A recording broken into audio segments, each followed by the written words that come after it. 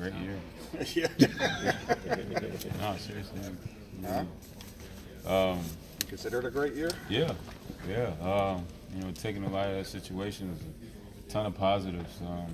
How the guys competed every night, and this injury was a blessing in disguise. Really got the end of the season on a good note. As far as coaching younger guys and kind of taking,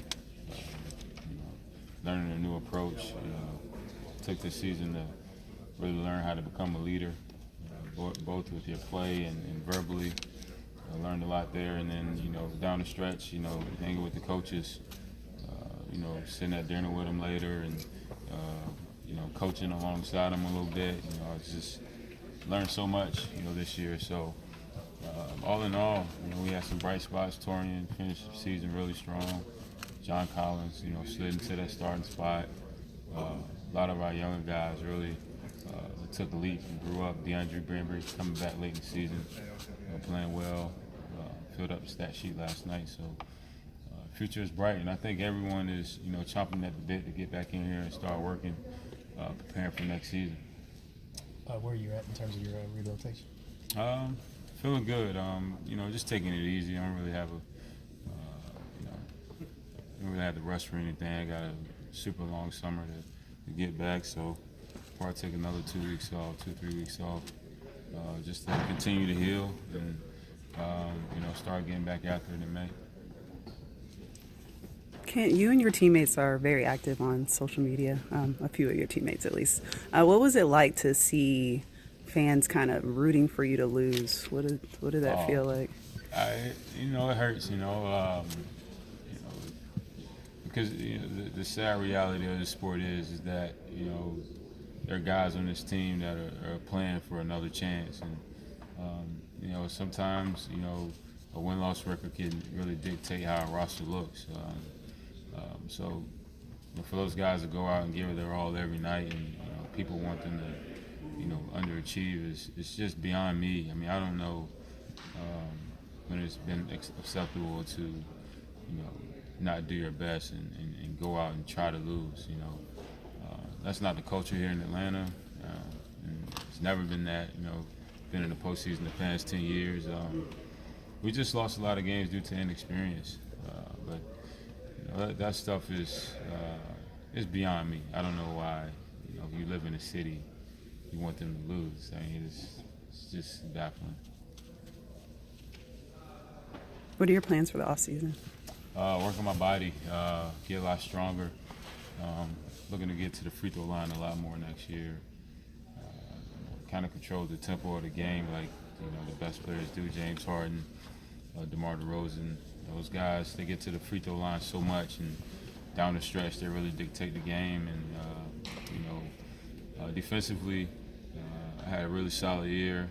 Then I got right at 100 steals, like 60-some games, which was great for me.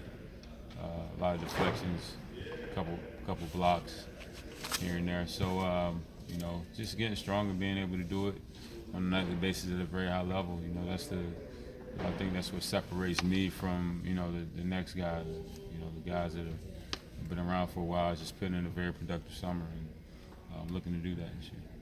Do you have any, when you hear about being in this for the long haul, do you have any concern about Coach Bud being in it for the long haul? Or, when you see reports that he might be interested in going somewhere else, or may not want to stick out what's going to be a pretty lengthy rebuild here? He's the coach of the year in my eyes this year. The way he, I've seen Coach Bud coach a 60-win team that's been to the Eastern Conference Finals, and I've seen him coach this year, and there wasn't a difference. His approach was just as sharp, as they come. Like the way he and his coaching staff, really broke down our scout reports, and our film sections were so efficient, and practices were very efficient. And with the young guys he had, you see, so many guys get better as the season goes on. That's a testament to him and the guys he has in his corner. So, Coach Bud is a guy that I've come to love. On top of respect, but he just makes this job so much easier for you. And you see the growth that I've had over the last 4 years is, we sit down and we look at film. We had discussions about, how can we make, the team better. It's never about him. It's never about a single person. He always has, he's always, about the bigger picture. And that's what you gotta love about a guy. He doesn't have any favorites. He coaches everyone the same, and he just wants to win. And, this is only his 5th year at it, and to get a Coach of the Year that quick says a lot. And if it's up to me, he'd get it this year too. Do you think he's going to? You think he's here for the long haul? I think so. I mean, I think he's embraced the challenge of getting back there. Because once you get a taste of it, you want it again. That's for anybody and anything, any walk of life. So that's a new challenge, for him, for me, for this team, for this organization. Let's just see, being what the 3rd or 4th worst team in the league, to seeing if we can get back. That's what makes this game fun, and that's what makes life good. Because once you get there, it's just that more gratifying to climb. I started 499 in this league. And, I'm standing here today as a team captain for the Atlanta Hawks. So that just makes you get up in the morning. That gives you chills. I'm getting chills now just thinking about the grind, but it's worth it. He's a great coach, but you've been there for a while now. He has a reputation that Paul used to talk about a lot. He's never happy. He's always yelling at guys, this and that. You've stuck it out for a while here with him. Does it ever wear on guys at all the yelling, all the grinding? No, I mean, that's what it takes. My college coach, Blaine Taylor, he used to, get after us.